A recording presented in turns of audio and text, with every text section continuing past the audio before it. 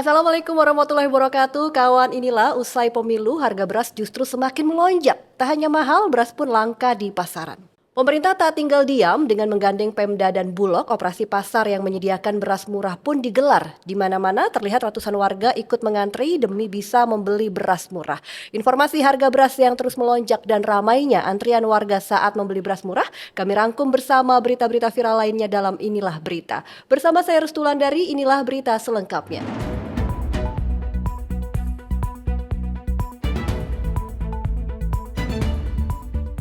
Langsung saja kita ke informasi pertama, kawan. Inilah harga beras di pasaran justru semakin melonjak usai pemilu. Hal ini membuat warga menjerit, tak cuma mahal, beras juga terbilang langka di pasaran. Pedagang pasar dan pengamat pertanian menyebut kenaikan harga beras yang terjadi sejak 4 bulan terakhir hingga menyentuh harga Rp14.000 per kilogram untuk beras medium dan Rp18.000 per kilogram untuk beras premium adalah yang tertinggi dalam sejarah. Akibatnya, ratusan warga di berbagai daerah rela antri berjam-jam demi bisa mendapatkan beras murah yang digelar pemerintah lewat operasi pasar. Presiden Joko Widodo mengatakan harga beras meroket gara-gara adanya perubahan iklim dan dampak El Nino yang membuat sejumlah wilayah harus gagal panen. Kata Jokowi, kondisi ini hampir terjadi di seluruh negara di dunia. Dan berikut kita simak, ini dia pernyataan Presiden Jokowi terkait beras mahal karena El Nino. Ibu-ibu dan bapak semuanya diberi bantuan beras 10 kilo, tahu? Karena harga berasnya, udah tahu semuanya. Kenapa harga beras naik? Karena ada perubahan musim, ada El Nino, dan itu dialami bukan hanya negara kita, tapi negara lain juga mengalami hal yang sama, harga beras naik. Tapi sejumlah pengamat menilai pernyataan Jokowi ini tidak sepenuhnya benar. Sebab di negara lain seperti Thailand dan Vietnam tidak mengalami kekurangan beras. Pengamat pertanian dari Universitas Lampung, Bustanul Arifin mengatakan salah satu penyebab kenaikan harga beras karena produksi padi turun pada tahun 2023 akibat El Nino. Ia menjelaskan pada tahun lalu produksi padi turun sekitar 1 juta ton karena luas lahan panen yang turun signifikan sekitar 300.000 hektar. Penyebab lainnya adalah ekonomi beras global. Dan menurut Bustanul pada Juli tahun lalu, India ini juga melarang ekspor beras karena pertimbangan politis di mana Perdana Menteri Narendra Modi tengah menghadapi pemilu pada tahun 2024. Sementara Menteri Perdagangan Zulkifli Hasan mengatakan pemerintah akan terus menggelontorkan beras stabilitas pasokan dan harga pangan atau SPHP guna menjaga stabilitas beras nasional. Dia menjamin beras murah ini memiliki kualitas bagus dan tidak kalah dengan beras premium. Mendak Zulhas juga menyebut beras SPHP dijual pada kisaran Rp10.900 hingga Rp11.000 per kilogram dan akan dijual di pasar tradisional maupun retail modern. Dia juga berkata harga beras premium masih akan bergerak naik karena harga beras lokal premium masa panennya bergeser akibat El Nino. Masa panen raya diperkirakan jatuh pada bulan April atau Mei. Ini berarti mundur dibandingkan tahun lalu yang jatuh pada Januari hingga Maret. Oleh karena itu, kata Zulhas, pemerintah akan meningkatkan distribusi beras program SPHP dari sebelumnya 100.000 ton per bulan, kini naik menjadi 250.000 ton tiap bulan. Dan berikut kita simak pernyataan Zulkifli Hasan selengkapnya. Kalau harga ini mahal, diharapkan masyarakat bisa beli yang alternatif. Berasnya bagus juga kok, gitu ya. Dari beras komersil Bulog atau SPHP. Sehingga ini laju kenaikan beras lokal yang belum panen ini ya bisa bertahan kalau permintaannya turun. Ya memang resikonya yang premium lokal akan naik terus itu. Ya. Mudah-mudahan nanti Maret sudah sebagian panen, tapi puncaknya sekira April Mei ya, baru akan stabil untuk beras lokal. Tapi beras yang disediakan pemerintah harganya tetap dan tidak naik. Sementara di sejumlah daerah seperti Sumedang, Kota Bandung, dan Bekasi di Jawa Barat, hingga Probolinggo di Jawa Timur terlihat puluhan warga yang didominasi oleh ibu-ibu rela mengantri dan berdesakan untuk mendapatkan beras murah dalam operasi pasar yang dilakukan pemerintah daerah. Harga beras murah dari Bulog ini dijual seharga Rp51.000 per kemasan 5 kg atau setara dengan Rp10.200 per kilogram. Kejadian serupa juga terjadi di Kota Serang, Banten. Puluhan ibu-ibu berebut beras murah dalam operasi pasar yang digelar Satgas Pangan bersama pemerintah daerah. Demi beras murah, mereka rela antri berjam-jam hingga berdesak-desakan dan saling dorong lantaran khawatir tidak kebagian. Warga yang datang diwajibkan membawa KTP agar bisa mendapatkan beras murah, tujuannya agar pembagian beras bisa merata. Di luar Pulau Jawa, kepadatan antrean juga terjadi di Kabupaten Majene, Sulawesi Barat. Warga yang didominasi ibu-ibu rela antri berjam-jam demi beras murah yang dijual dengan harga Rp54.000 per 5 kg. Antrian panjang juga terjadi di tebing tinggi Sumatera Utara. Mereka rela berpanas-panasan demi beras murah yang dijual Rp53.000 per 5 kg. Sementara di pasaran, beras dengan kualitas yang sama dijual Rp75.000 per 5 kg. Sebanyak 20 ton beras yang tersedia langsung ludes terjual dalam waktu 2 jam. Hal ini disebabkan tingginya animo masyarakat. Bagaimana menurut kawan inilah, apakah ada dari kawan yang juga ikut antri beras murah?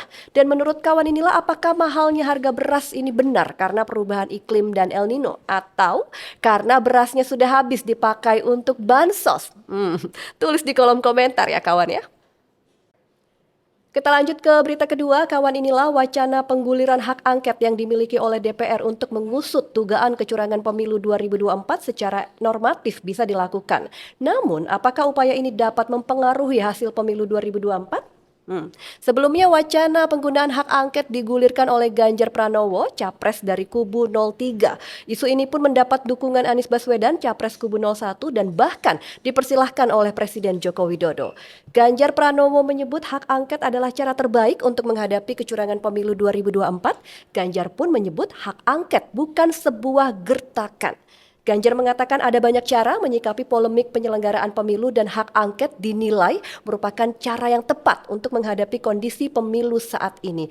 Ganjar menuntut DPR jangan diam saja atas dugaan kecurangan pemilu. Dan berikut kita simak pernyataan Ganjar Pranowo selengkapnya.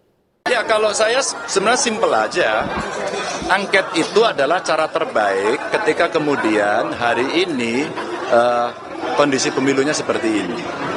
Kan ada cerita Sirekap, kan ada cerita server di Singapura. Sementara KPU mengatakan enggak kok di tempat kita, loh ini masih satu mengatakan IP-nya saja ada kok masih dibantah.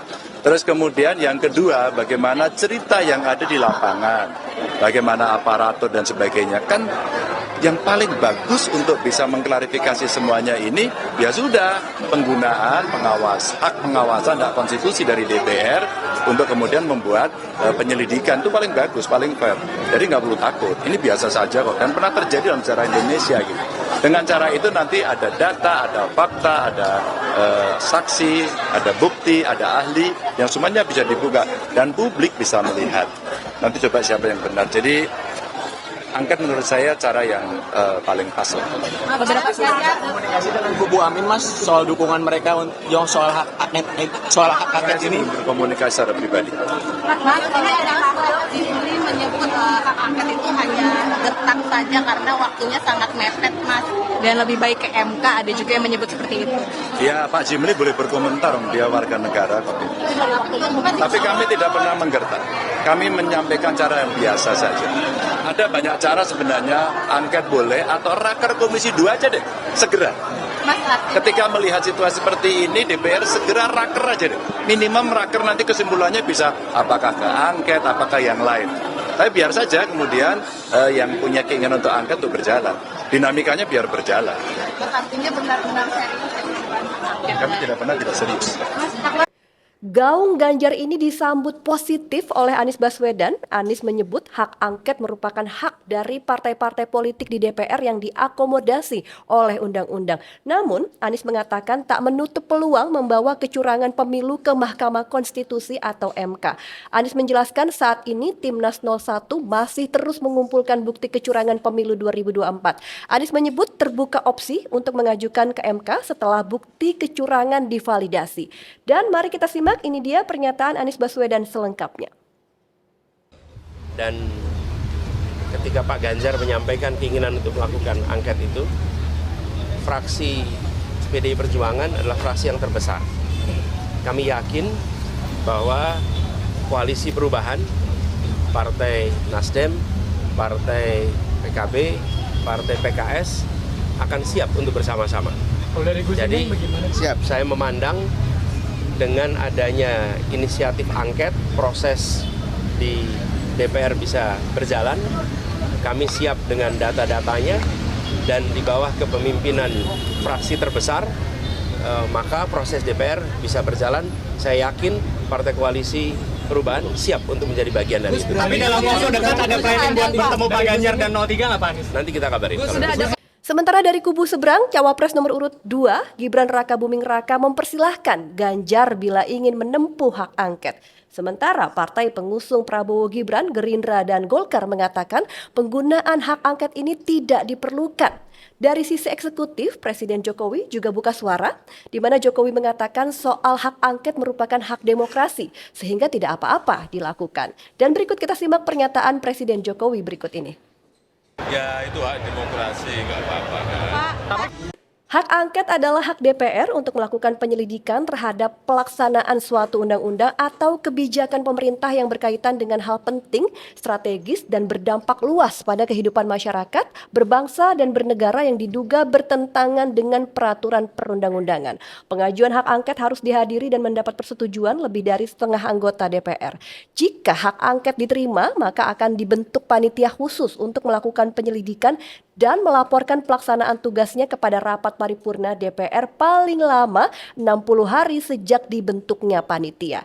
Dari total 575 jumlah kursi DPR periode 2019 hingga 2024, PDI Perjuangan mendominasi dengan jumlah kursi 128 atau 19,33%, lalu diikuti Partai Golkar 85 kursi atau 12,31%, dan Partai Gerindra dengan 78 kursi atau 12,57%. Setelah itu, Partai Nasdem memiliki 59 kursi atau 9,05%, sementara PKB 58 kursi atau 9,69%, Partai Demokrat 54 kursi atau 8,7%. Lalu PKS dengan 50 kursi atau 8,21%, PAN 44 kursi atau 6,84%, dan PPP atau P3 19 kursi atau 4,52%. Dari angka itu, total dukungan koalisi partai pendukung Anies Muhaimin di DPR adalah 167 kursi atau 29,04%.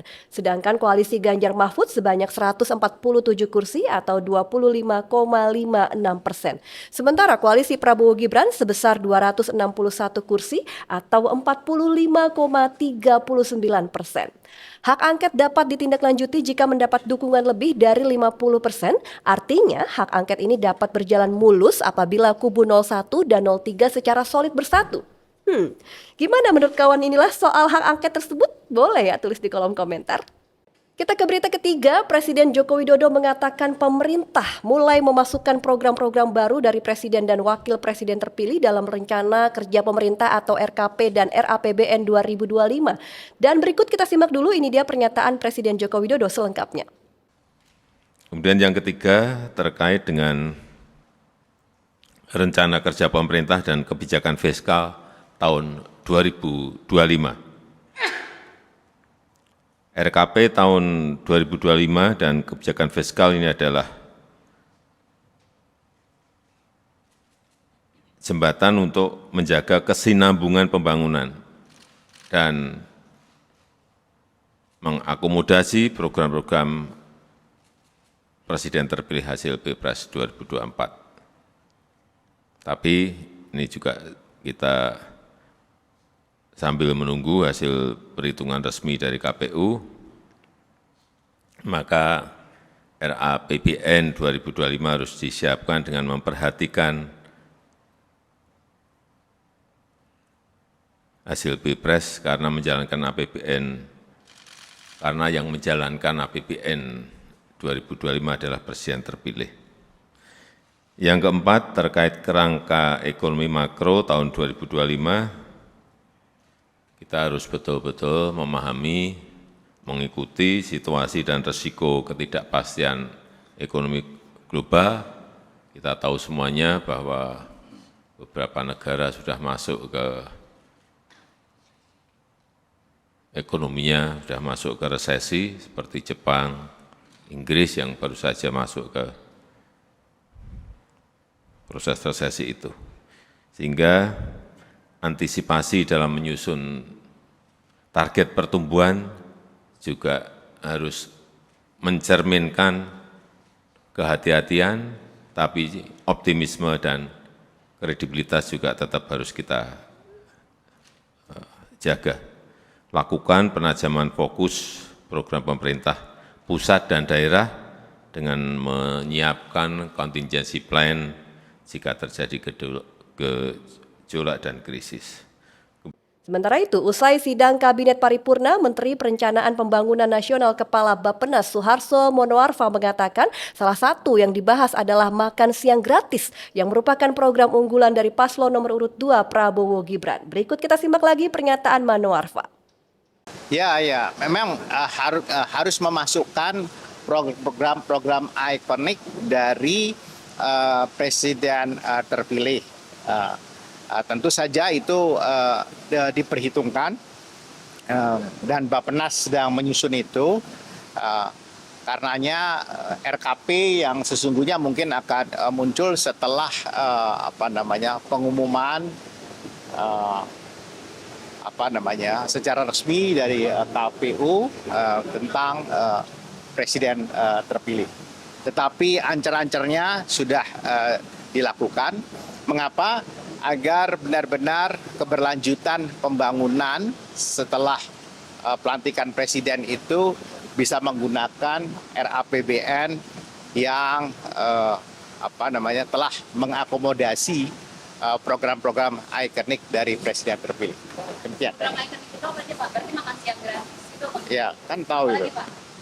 Itu dulu ya. Kami sebutkan secara khusus. Semuanya kami sebut. Siapa anggarannya seperti apa, Kak? Baik ya, terima kasih. Pendapatan negara Meski begitu, Suharso mengatakan detail rencana kerja pemerintah terkait program tersebut akan muncul setelah ada hasil resmi total pemungutan suara dari KPU. Ekonom Core Indonesia Muhammad Faisal mengatakan sebaiknya pembahasan dan penyesuaian APBN terhadap program unggulan Prabowo Gibran ini dilaksanakan setelah sudah ada hasil resmi dan ditetapkan oleh KPU. Jika memang pemerintahan baru bersikeras ingin mewujudkan program makan siang dan susu gratis pada tahun 2025, ada beberapa hal penting juga yang harus diperhatikan.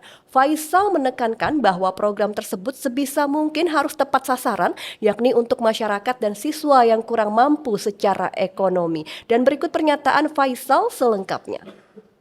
Ya, makan siang gratis kalau ditujukan terutama untuk kelompok tertentu ya, tidak usah seluruh penduduk Indonesia dalam secara serentak, ini tentu akan memakan biaya yang sangat besar ya. Jadi kalau yang kemarin hitungannya sampai 400 triliun, yaitu memang jadinya kalau dibandingkan ya dengan belanja APBN sangat signifikan ya. Jadi kalau banyak kalangan kemudian khawatir terhadap beban APBN, termasuk juga ada sorotan dari Bank Dunia, dari pihak eksternal ya, ini cukup beralasan menurut saya. Ada 3 hal penting, ya poin yang penting menurut saya untuk mengeksekusi itu. Yang pertama adalah harus didesain dengan baik dulu program ini seperti apa, bukan hanya menentukan 15.000 per anak saja, tapi bagaimana modalitasnya, infrastruktur untuk melaksanakan mengeksekusinya, karena ini program baru ya, dan sehingga pertama bisa mencapai tujuan tadi, tujuan makan siang gratis yang kaitannya dengan pengentasan stunting, kemudian pengentasan kemiskinan. Nah, pencapaian tujuan. Yang kedua, tapi efektivitas pencapaian tujuan saja tidak cukup karena ada constraint daripada anggaran, harus juga efisien. Nah, jadi yang kedua adalah perlu dilakukan secara bertahap, ya. Dan terutama semestinya tidak harus gebiar-uyah kepada semua kelompok sasaran yang ada, baik yang siswa yang miskin, menengah, kaya, ini kan kayaknya semuanya mau diberi, ya. Padahal untuk pengentasan kemiskinan, untuk stunting, ya fokusnya adalah memang yang tidak mampu mestinya. Ya, jadi sebagaimana subsidi, ini kan memang harus disasar pada yang mereka tidak mampu. Jadi kalau yang menengah dan atas tidak usah dikasih gitu.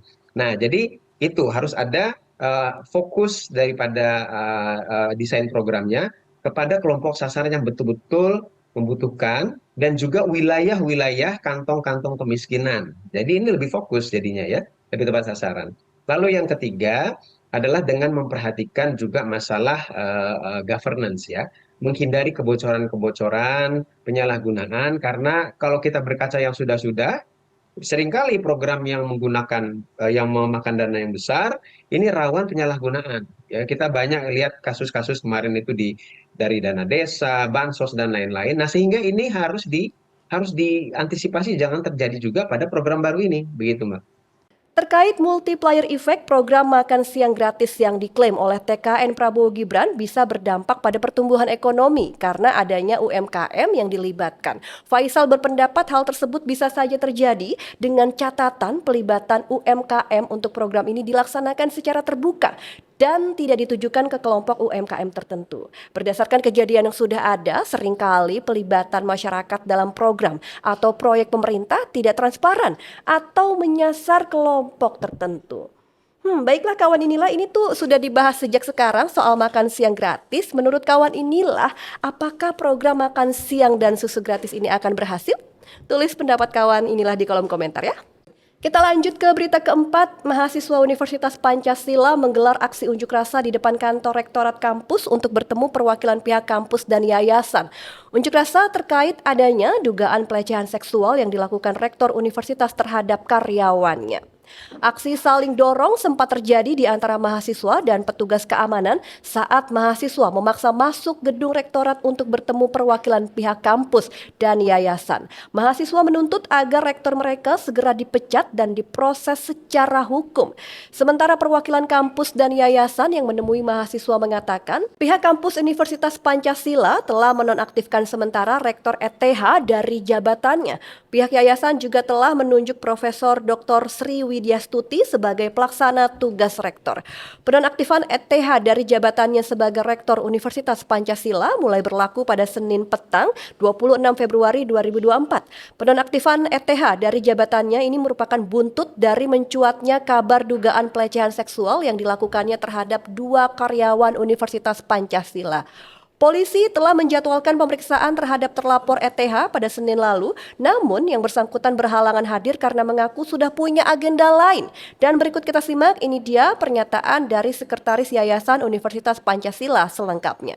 Yayasan itu rapat mulai hari Sabtu, kemudian Minggu di rumah Panggung Kumpulan, kemudian hari Senin kemarin di kantor Pak Siswono. Kita mencermati dan sangat prihatin terjadi kasus ini.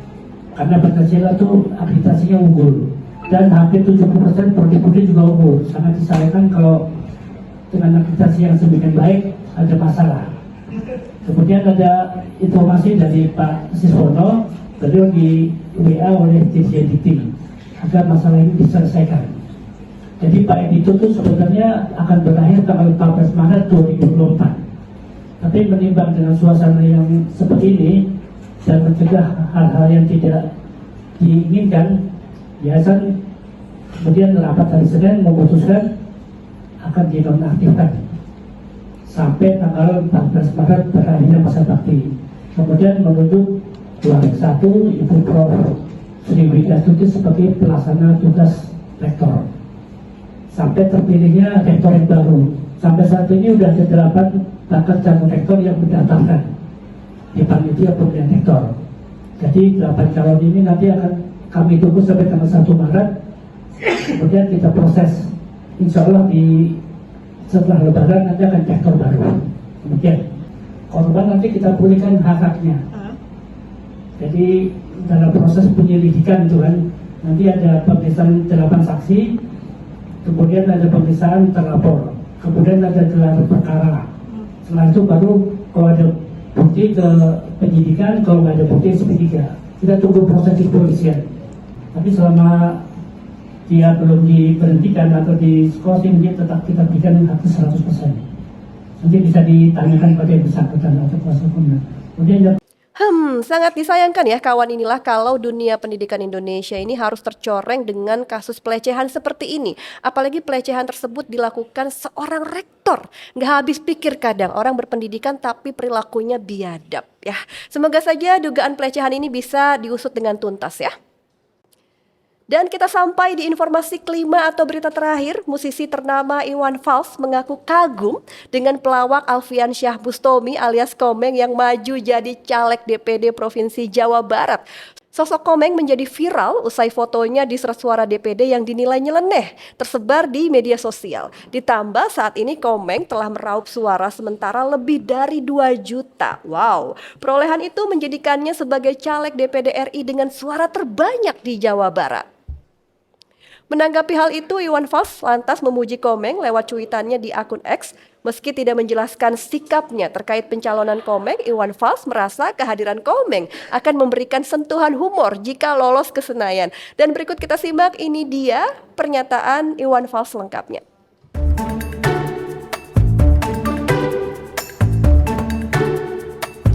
Sementara itu, Komeng mengaku punya alasan melangkahkan kakinya ke panggung politik. Komeng mengungkap alasan utamanya maju nyalek karena Indonesia tak punya hari komedi.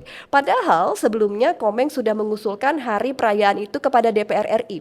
Namun usulannya itu belum bisa dieksekusi karena hal tersebut bukan urusan DPR melainkan lembaga eksekutif.